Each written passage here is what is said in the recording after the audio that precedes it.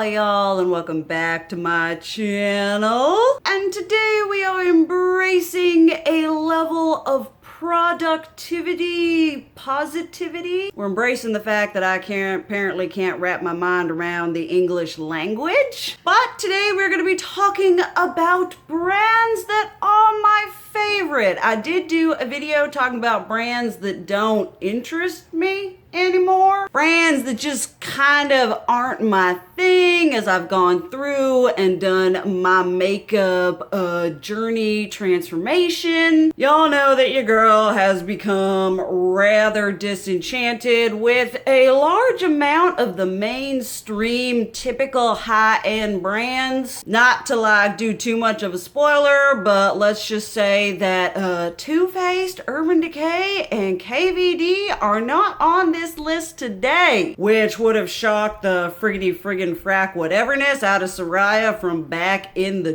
day. So we're gonna go in with the positivity. If you have not seen my video talking about brands that don't interest me anymore, I will leave that down below, but we're leaving that in that video. And today we're gonna talk about those companies that just excel in formula, aesthetic, make my little makeup loving transformative heart go pity pat. So I am gonna start off with a more mainstream. It used to be indie, now picked up at Sephora, but Melt Cosmetics. Now, Melt Cosmetics for me kind of became a brand after I really jumped on that bandwagon, which was basically when Gemini was, I think it was either re-released or made permanent. That was when I really went on in with the company. I'd lusted after their liquid lipsticks. I'd lusted after their stacks, but I never really went in on it. But then biting that bullet with Gemini, and then we had Smoke Sessions, 27, so many of their palettes, the newer ones.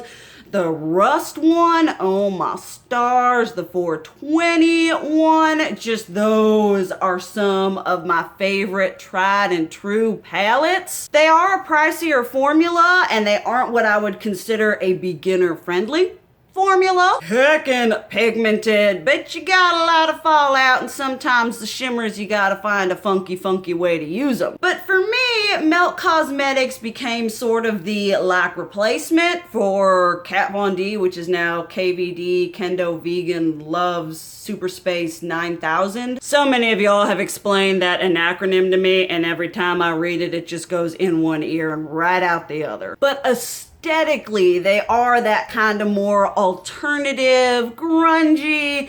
They typically do more extreme, non-neutral color stories. And the neutral color stories that they do are like out of the box enough for me to be like, I want to get them like orangey, sagey, yellowy shades all up on my lids. I absolutely love their highlighters, their liquid lipsticks, their blushes, their blush lights. They are just a company that I find, for the most part, have a good, consistent amount of quality to them, as well as the uniqueness of their aesthetic and color stories just lends itself to being a brand that I'm drawn towards and willing to spend my money on. Next, we have a brand that we actually have two on this list that are a favorite, but where these brands have there are products from them that are like my tried and true.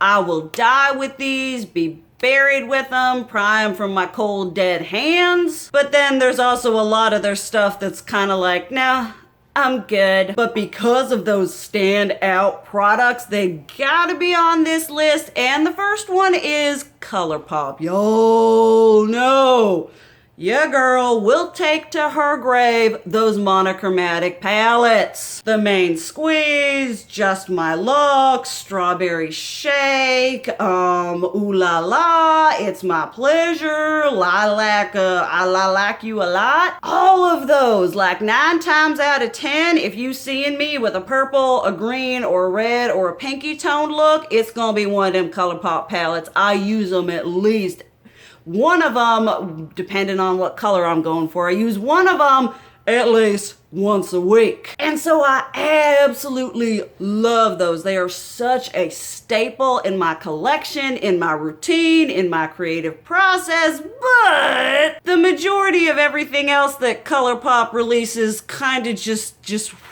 I am not interested in. They love releasing stuff. They love releasing massive collection. They love doing collaborations, and just overall, the brand is not one that I am constantly buying from. Like every time they release something, which is basically every other week, at least once a month at this point, I'm not like, ooh, gotta have that shiz. 9 times out of 10, it's actually probably showing up on an anti-haul, but I do love them for those monochromatic palettes, and for as long as they release those things, y'all know I'm gonna be buying them. I think, at least 90% of them. Love the Smoke Show. Just love those palettes. I have never not recommended those, except for maybe that honey one. The yellow one was like, just because it pales in comparison to the Midas Cosmetics Lemonade palette, which is a beautiful transition into another of my favorite brands, which is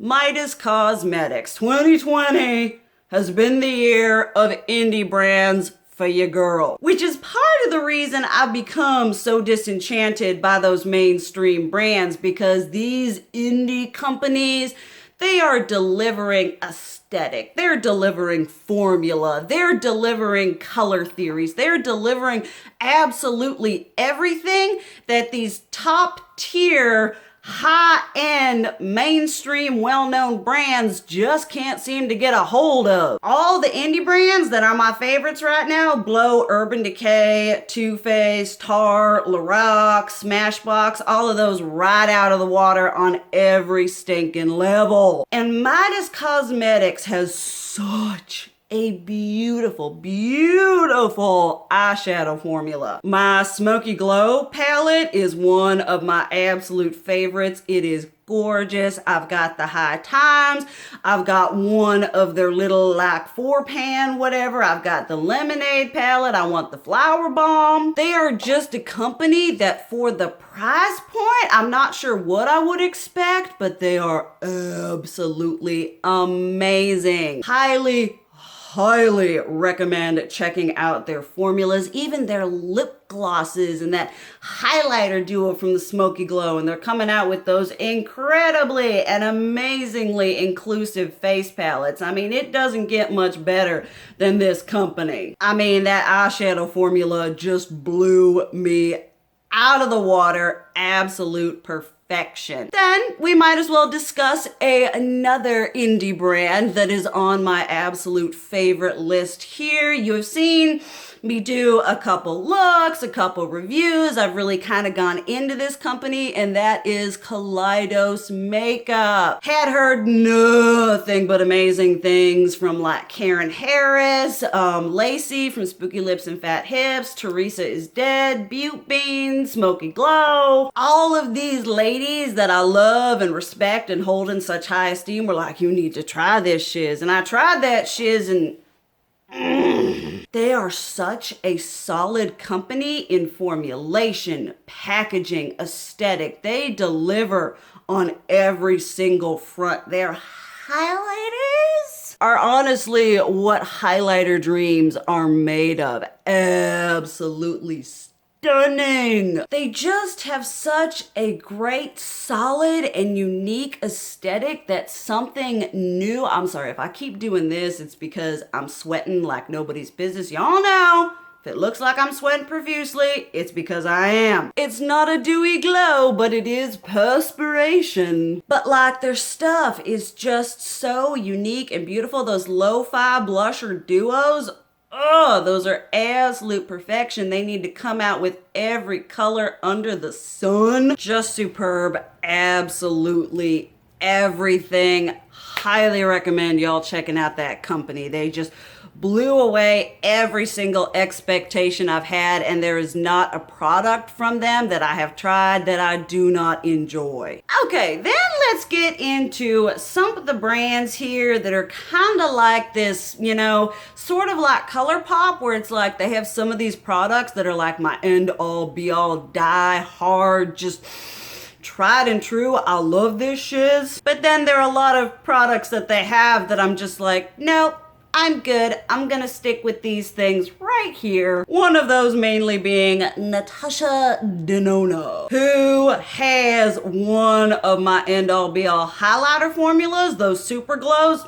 If you're gonna invest the money in a high-end highlighter, let it be that one. It can be soft and gentle and glazed, and then it can be ka-cha-cha-cha-cha. You are beaming to every god imaginable, while it still looks phenomenally natural and beautiful across your complexion. Her blushes, those blush duos, y'all know I advocate for those. Her blush, just her face palettes on a whole, and all be all, probably only ever favorite cream formula on the market. I really enjoy her $65 eyeshadows. I think I have all 3 of those palettes, and they're all really good, solid quality. I did try one of her pricey palettes, and I think that was the first eyeshadow palette roast I ever did on my channel. I'm not entirely sure about that, but those products that I do have and I do love, once again, are some of my most loved, most used favorite things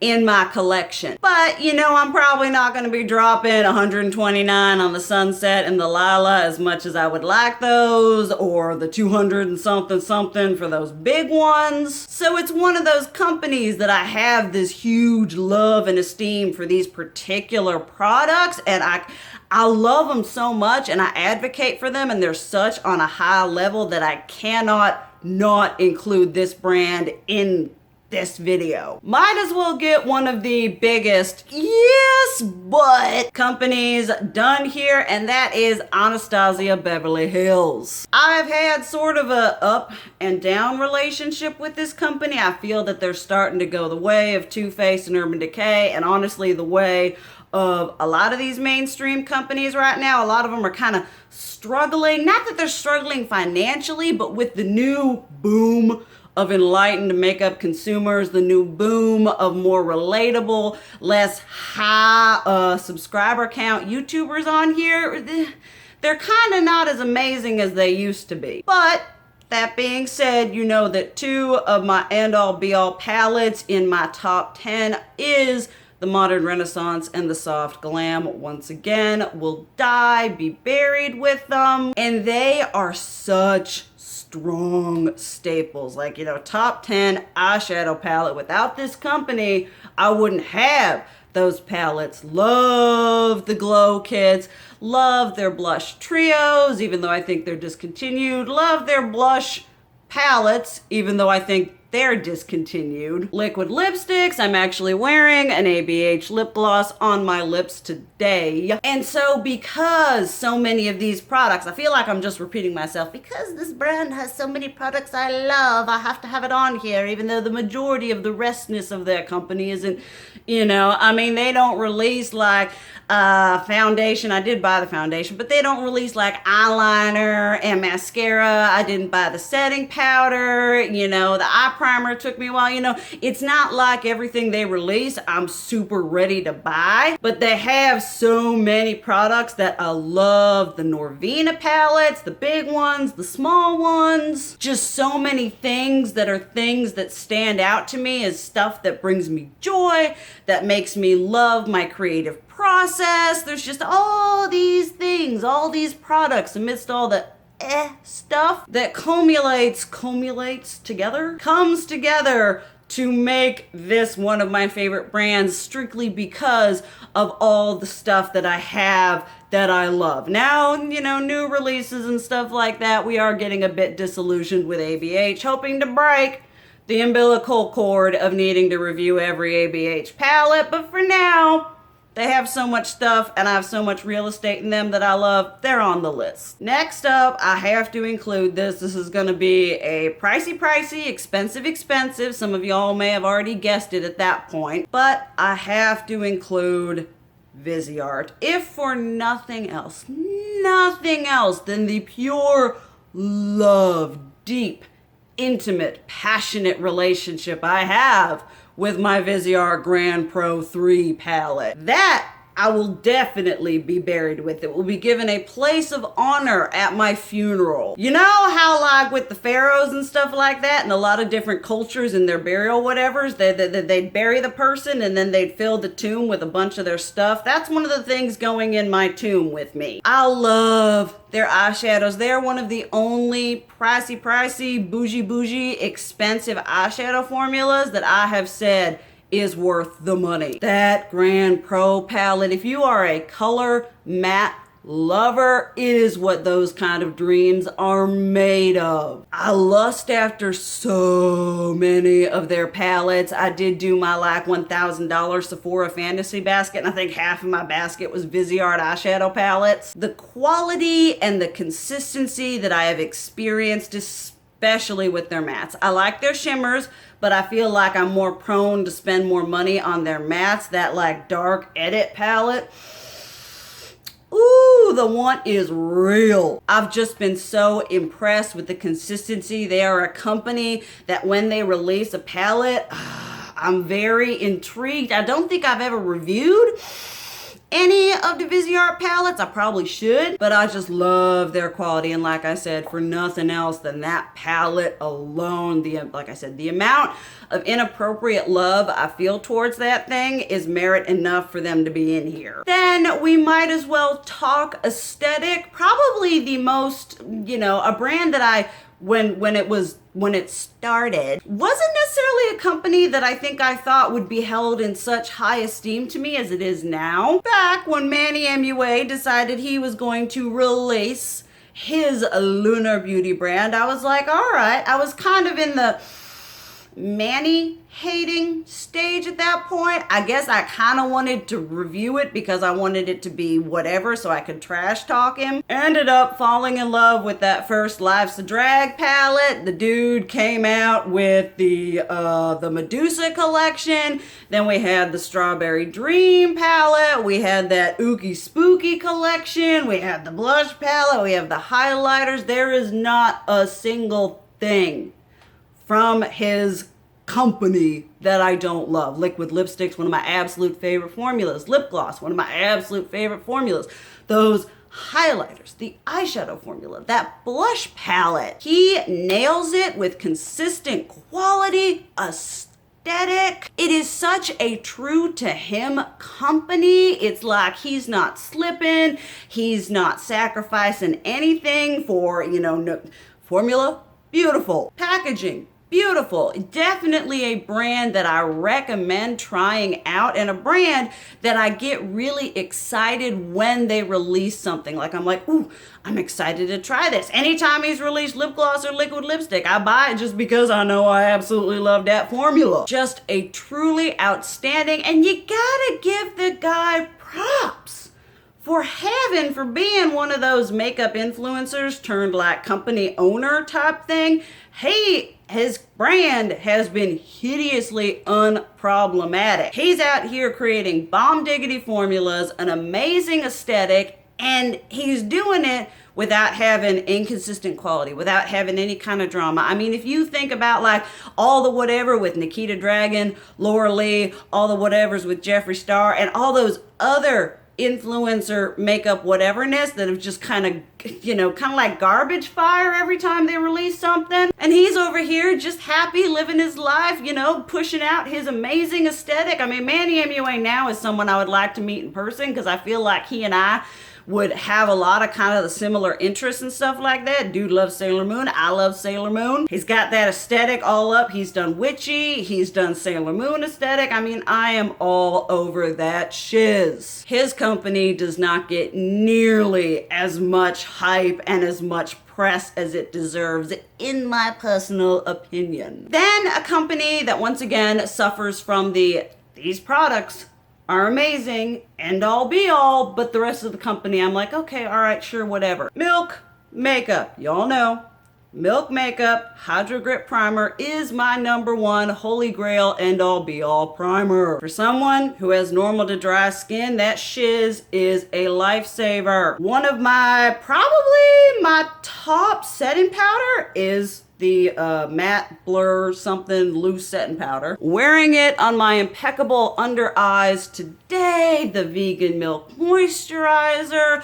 I've tried the mascara, I love that. Those flex highlighters. The only product I haven't really, that I tried that I didn't really jive with was those like cream friggity frackin' highlighter sticks. I think that's less about formula and more about the fact that I shouldn't have bought it because I don't do cream, especially not in a stick form. And because these products are so like just so important to me in my everything whatever, I gotta put them on here, even though, you know, they may, you know, when they release other things, I'm like, although I want to try the cleanser that they came out with. You know, whenever they release something either skincare related or, you know, makeup, you know, I'm interested. I'm piqued. They are a brand that I have faith in, especially considering the amount of products I have by them that I love. The Milk Makeup Primer is one of the most used up products. Like, I have gone through more of those than I feel any other product in my collection. Just absolutely amazing. Like I said, they're a company I have faith in. So when they release stuff, I'm like, I wonder what's going on with you. Then we will end on a indie makeup brand note, which is one of y'all who have been trying desperately to get me to get into this brand. I finally did, and y'all did not steer me wrong, but Give Me Glow Cosmetics gives me the amazingness. Their eyeshadows, their highlighters. I love their liquid lipsticks now. This is a beautiful example of how indie makeup has truly surpassed the majority of high-end drugstore, just mainstream makeup on a whole, because their formulas are just sublime. They do just fun aesthetics. The Vintage Rose palette, that like Juicy Olive palette is I love the Summer Vibes palette, the Chris's, anything I've tried, any eyeshadow I've tried from them, I've got a big old whateverness filled with a crap ton of singles I love. There's just so much that I love. They're going to be a company that they release something, I am going to be on that shiz so fast to have it and review it for y'all. I am just beyond impressed, beyond pleased, so happy with absolutely everything by them. I cannot wait to have absolutely everything. Another company that's also definitely the hype is real, because a lot of people been talking about this shiz and you're just like, is it really that good? And then you try it and your mind is blown, because yeah, it really be that good. All right, all y'all. I hope you enjoyed that dose of positivity in your day. Y'all know I tend to get, I don't like to say I'm negative. I like to say I'm constructive. I do a lot of hyperbolic talkiness on this channel. So to just kind of get just a straight up positivity, whateverness going on, I feel very good about. I would love to know what y'all feel about these companies, as well as let me know companies down below, especially indie ones, because we on that train that you think I should get into, or just that are your favorites for whatever reason. But thank you guys so much for watching. I love you, and as always, keep it real. Mwah!